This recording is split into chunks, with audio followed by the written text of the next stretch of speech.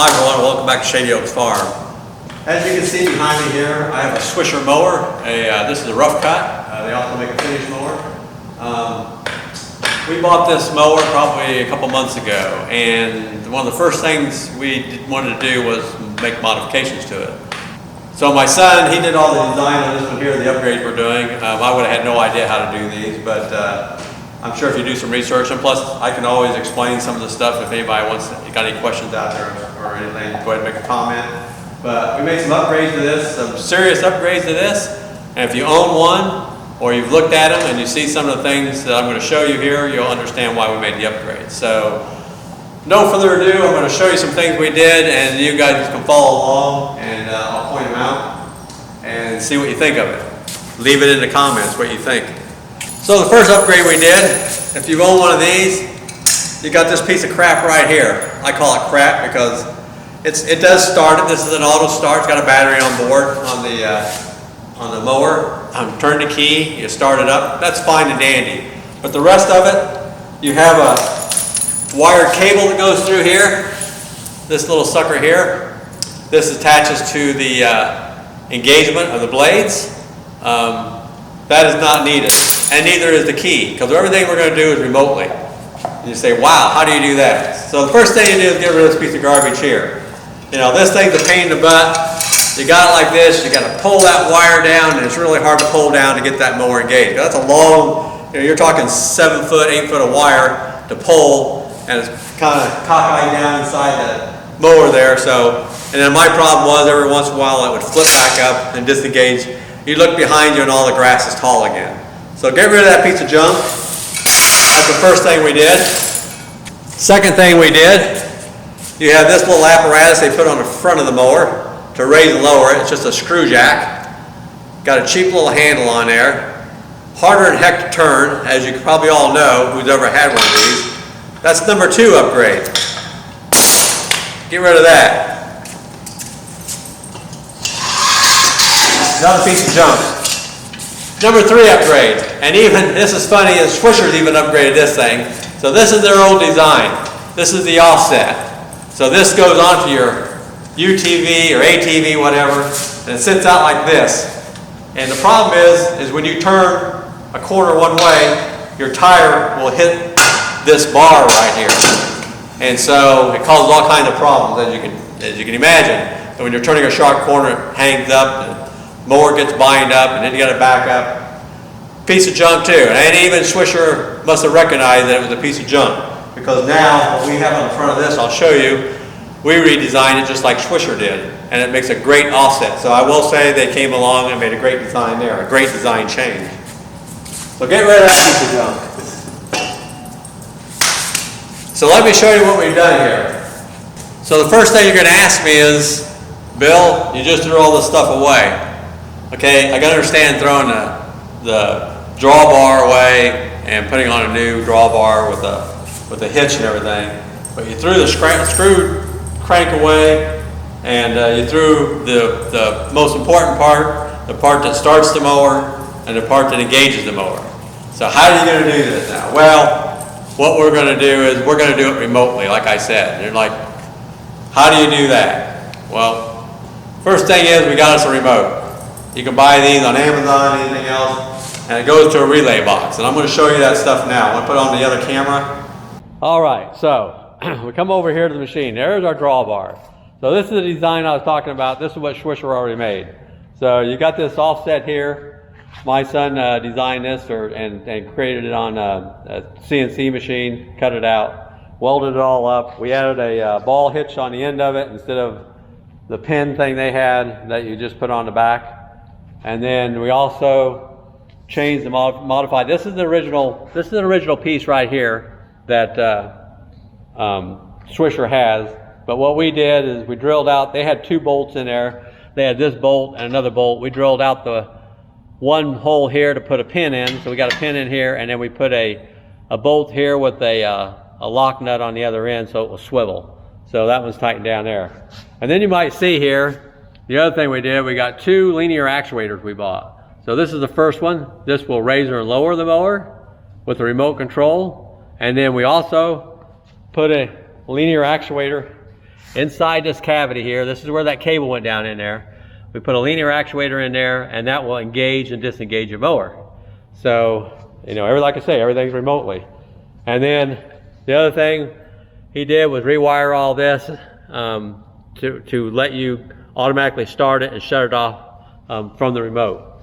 So the only thing, one of the things we had to change was, since the way this is designed, it's got a fuel, there's a couple wires that go down here to let the fuel go to the carburetor. So we had to rewire that. And so what we ended up doing is he ended up putting a switch in. So this switch, we just call it an arm switch. And if you wanted to shut it off emergency, you can. You know, if you had it running and your remote didn't work, and like, well, how do you shut it off? You can come out here and hit this switch. So if you turn the switch on and listen carefully, there's a beep there. So that beep lets you know that it's armed now. So that lets the gas get to the carburetor. It allows you to start it remotely. It allows these linear actuators to all function now. So it's really just gives power to the whole system now. So if you were out in the field and your remote didn't work, you could come over here, you could shut that off and the mower would shut down. It would stop the feed of the gasoline to the engine, or to the carburetor, would shut the engine off. So anyway, that's how that works. So there's a control box down here. He made this out of a 3D printer. We have a 3D printer in the house. So we made this out of a 3D printer, and then inside there's a bunch of relays. So you got a relay for the remote start. You have a relay for the actuator on raising and lower, and you got a relay for the actuator that engages and disengages the mower. So basically you got 6 buttons, one to turn one on, the other one to turn it off, the one to raise, one to lower, one to engage, and one to disengage. So let me show you the remote. I showed you a while ago. So here's the remote control. Nothing fancy, but I'm going to show you how a couple things work here. So 1, red, just happens to be that way, works out fine. That starts the engine. 2, that will kill the engine. 3, once it's running, if you hit 3, that will engage the mower. So that will make the blade start spinning. 4, that will disengage the mower's blades will stop spinning. 5 will, I think 5 lowers it.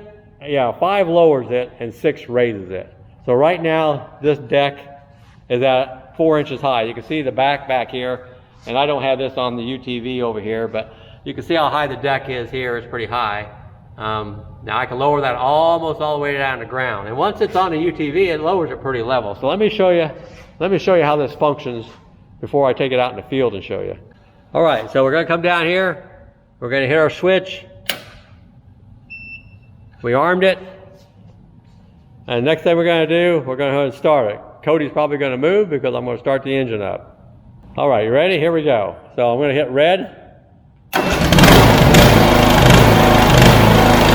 That 2 shuts it off.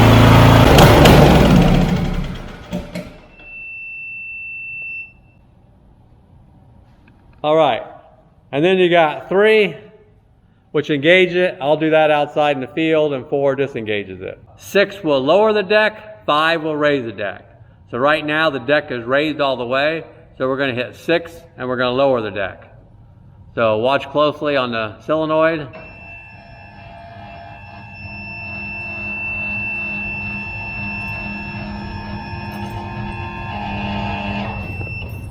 And it's maxed out there.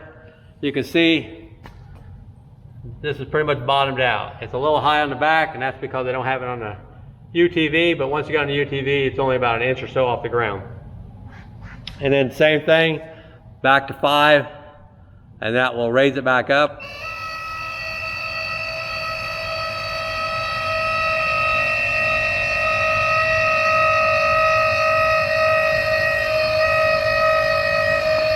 Like that. And you can do micro adjustments just from the cab. Say you're mowing along, you're like, yeah, I'd like to cut another inch shorter. You can sit there and lower it, another inch, and without even getting out. So pretty cool feature.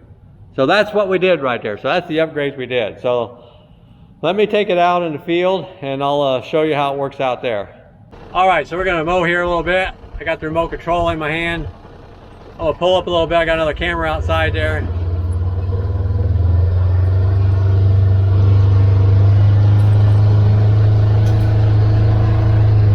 be a quick demonstration. I'm not going to mow a bunch of fields here. Not today anyway. Maybe we'll do it some other day. So, hit number 1. I'm going to turn my vehicle off for a second so you can hear it. So hit number 1. That starts it up. Probably hear it in the other camera. Hit number 2, we're going to engage it. You can feel a little shake there. That engages the mower. And I'm not going to raise and lower it because I already got it set. So we're going to go ahead and mow a little spot here and we'll come back and wrap this up.